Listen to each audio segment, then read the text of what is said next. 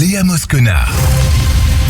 Excellente matinale à l'écoute de Radio J. Bienvenue à vous si vous venez de nous rejoindre. À 7h20, eh bien, nous avons le grand plaisir de retrouver Élie Korchia, le président du Consistoire de France. Bonjour Élie Korchia. Bonjour Léa. Alors aujourd'hui, vous vouliez nous parler du Congrès rabbinique de France qui se situe à Marseille.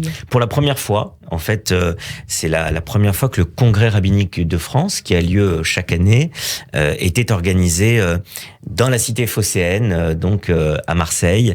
Et c'était une volonté du Grand Rabbin de France qu'évidemment je ne pouvais que soutenir grandement pour montrer voilà le rayonnement du Consistoire de France à travers ces régions et notamment dans la deuxième communauté juive de France à Marseille. Et donc eh bien le Congrès rabbinique a posé ses valises, si j'ose dire, pendant 2 jours donc à Marseille. C'était dimanche et lundi dernier, Léa, avec des moments très forts qui ont été vraiment très très réussis. Alors j'accompagnais évidemment la délégation des rabbins français. Ce sont près de 80 rabbins qui étaient présents pour ce congrès. Évidemment des rabbins qui ont fait le déplacement des 4 coins de la France, des rabbins des communautés consistoriales, que ce soit des villes ou des régions. Et puis évidemment il y avait des rabbins locaux de Marseille qui ont participé à ce congrès. Quel est l'intérêt pour tous les rabbins de se réunir? Quel est l'objectif? Vous savez, on a toujours besoin, dans chaque corporation, on a besoin parfois d'un moment de formation. Chez les avocats, on appelle ça la formation continue des avocats. Et donc, il y a des séminaires, il y a des congrès, il y a des campus. Eh bien, dans le corps rabbinique, il est important qu'il y ait des moments où les rabbins se retrouvent ensemble, font un état des lieux sur un sujet, par exemple 1 ou 2 ou 3 thématiques. Cette année, la thématique qui avait été choisie par le Grand Rabbin de France, Chaim Korsia, et les rabbins qui l'entourent, étaient sur les violences. Les violences familiales, les violences dans la communauté, les violences évidemment dans la société au sens beaucoup plus large. Et donc ce thème a été traité. J'ai notamment assisté lundi matin à un cours, une étude, une conférence qui a été donnée où il y avait le Grand Rabbin de France. Il y avait le Grand Rabbin de Marseille, Oana, qui était là. Il y avait le Dayan, donc au niveau loi rabbinique, le Dayan de Marseille, Meloul, qui était là et qui a notamment fait un cours, une étude devant tout le congrès rabbinique sur le judaïsme et comment le judaïsme se positionne par rapport justement au fait de violence qu'il peut avoir. Il y a parfois des violences, vous savez, qui sont légitimes et des violences illégitimes. Quelle est la notion de violence? Quelle est l'acception de cela dans le judaïsme?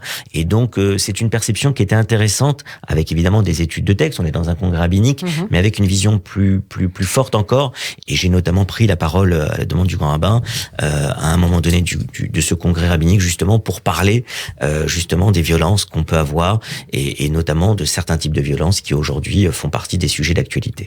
Alors c'est la réflexion qui est au cœur de ce congrès rabbinique, mais est-ce qu'ils ont fait le point sur leur propre communauté et surtout est-ce qu'ils ont proposé des solutions également? Bien sûr. Alors le point a été fait. Je vous dis, il y a eu plusieurs séances autour de cette thématique, mais d'une façon très large, avec des ateliers de réflexion dans ce congrès rabbinique.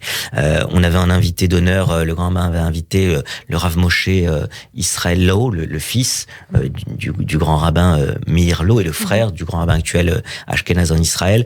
Et il y a eu notamment donc ces ateliers de réflexion et aussi des propositions, bien évidemment, par rapport à cela, avec des propositions très concrètes d'action au sein des différentes communautés dont ces rabbins sont responsables. Donc, c'est-à-dire qu'il faut bien prendre conscience que le rabbin peut être une aide aussi lorsque on vit ces situations de violence, quelles que soient les personnes qui sont touchées, on peut aller... Exactement. Et puis le rabbin est souvent la personne vers qui on peut aussi se tourner lorsqu'il y a des difficultés pour en parler. Et nos rabbins sont évidemment dans toute la France à l'écoute des différentes familles. Je voulais juste aussi féliciter, remercier mon ami Michel Cohen-Tonucci et tout son conseil d'administration. J'ai fait une réunion d'ailleurs avec le conseil d'administration à cette occasion de Marseille, qui fait un travail magnifique. Évidemment, le président du constat régional, mon ami Zvi Amar aussi. Et puis, dire qu'on a vécu aussi une soirée de gala très intéressante le dimanche soir, où nous étions avec tous les rabbins, en présence d'élus aussi, et notamment de Martine Vassal, la présidente de la métropole et du département, qui est venue au dîner de gala du congrès rabbinique, qui était notre invité d'honneur. Et le lendemain, j'ai profité de ce déplacement à Marseille pour aller à ses côtés et aux côtés de tous les élus marseillais pour la commémoration du génocide des Arméniens, qui était justement célébré dans toute la France, mais notamment à Marseille devant plus de 1000 personnes le 24 avril au matin. Et j'avais décidé, en marge du congrès rabbinique, de me déplacer pour être aux côtés de la communauté arménienne de France et de tous les élus qui ont commémoré ce génocide lundi matin. Voilà, c'était en marge du congrès rabbinique, mais encore une fois, bravo à l'accueil exceptionnel qui a eu lieu de ce congrès rabbinique dans la cité phocéenne. Alors vous vouliez terminer votre billet par l'analyse, ou plutôt le choix